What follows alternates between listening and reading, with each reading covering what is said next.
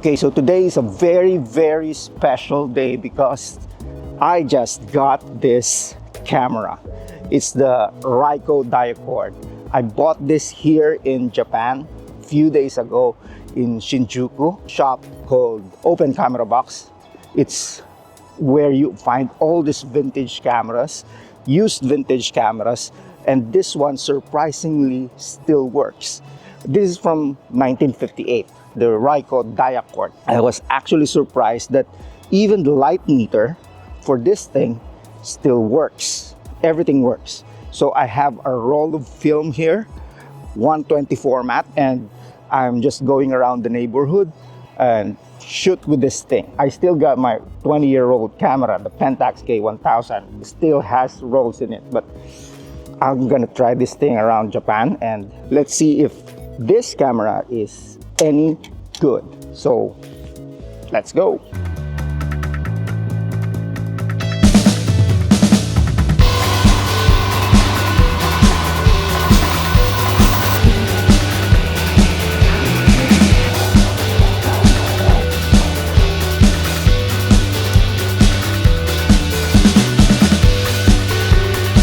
Right, so I'm super excited to share with you my thoughts on this Ricoh Diacord that I recently bought in my trip to Japan.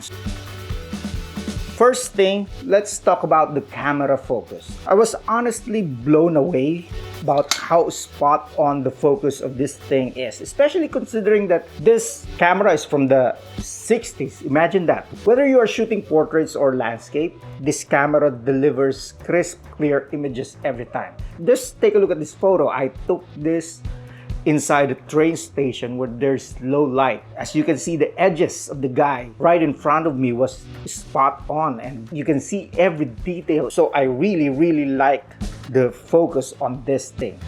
Now let's talk about how easy it is to use this camera. I was surprised that this camera still has a working light meter, but I don't usually use this much. There you go. It has a working light meter right here. If you look at the counters right here, it indicates the light meter, but I don't really use the light meter that much. I use an app for measuring the light for every shot. One thing that I did notice though is the orientation. It's just a bit unusual. When you point to the left, the image that you see on the viewfinder goes right. It's just something that you need to get used to.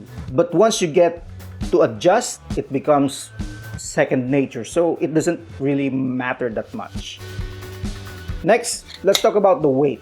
Yes, the Ricoh Diacord TLR is a bit on the heavier side, but I found it manageable even during long shooting sessions. The build quality on this thing is top notch. You gotta remember, this thing was built in the 60s and it's still in top-notch condition. One of my favorite features of this camera is the 6x6 medium format. It's a step up from the standard 35mm, allowing you to capture more detail and depth in your shots. Trust me, once you see the results, you'll never want to go back to the 35mm. Okay, speaking of shots, here's something that you need to keep in mind. The Ricoh Diacord TLR uses 120mm film, which can be a bit pricey.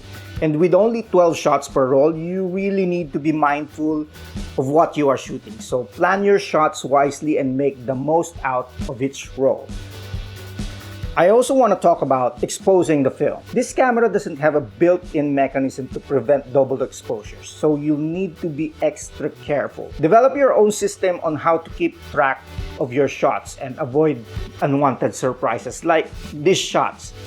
I thought I already winded the film and I pulled the shutter, took the shot, and this is what happened. It's something that you really need to pay attention to when using this baby right here.